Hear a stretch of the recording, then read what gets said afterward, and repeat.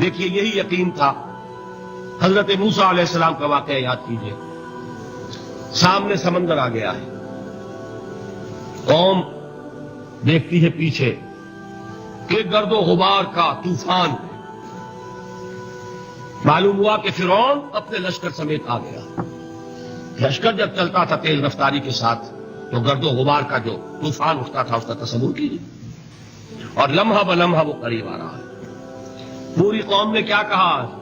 اے موسیٰ انا لمدرکون، اے موسیٰ ہم تو پکڑے گئے. قرآن مجید نے تو یہاں وہ باتیں نہیں لکھی ہیں، لیکن تورات میں یہ درج ہے کہ بنی اسرائیل جھگڑنے لگے، دست و گریبان ہو گئے موسیٰ کے ساتھ. موسیٰ میں یہاں فرمایا لا کر، اس سے تو ہم وہی بہتر تھے. وہاں کھانے کو ملتا تھا، زندگی تو تھی، بیگار ہم کر رہے تھے، موت تو نہیں تھی. اب جو کچھ ہوگا اس کا تصور کرو، جس طریقے سے ہمارے ٹکڑے اڑائے جائیں گے. تو لڑ رہے ہیں حضرت موسیٰ علیہ السلام سے. یہ تورات کی تفصیل ہے.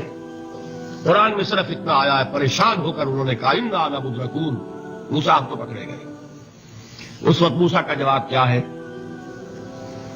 کلا ان معی ربی سیہدین، نہیں، میرے ساتھ میرا رب ہے، وہ راستہ دے گا. بتائیے کہاں راستہ نظر آ رہا ہے؟ یہ ہے ایمان بالغیب. راستہ نظر نہ آئے تب اللہ پر یقین ایمان ہے. جیب میں پیسے ہوں اور تب دل کو اطمینان ہے تو ایمان کس پر ہوا؟ پیسے پر، اللہ پر نہیں.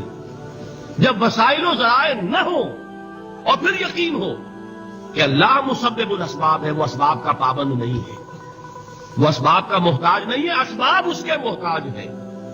اگر یہ یقین ہے تو اللہ پر ایمان ہے.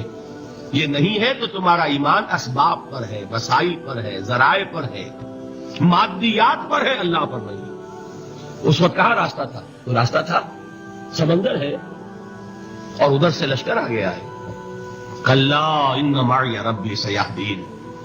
اب دیکھیے ایمان کہہ دینا آسان ہے، ہوا معکم اینما کنتم، جہاں کہیں بھی تم ہوتے ہو اللہ تمہارے ساتھ ہوتا ہے. لیکن اس کا یقین قائم ہو جائے تو زمین و آسمان کا فرق واقع ہو جائے.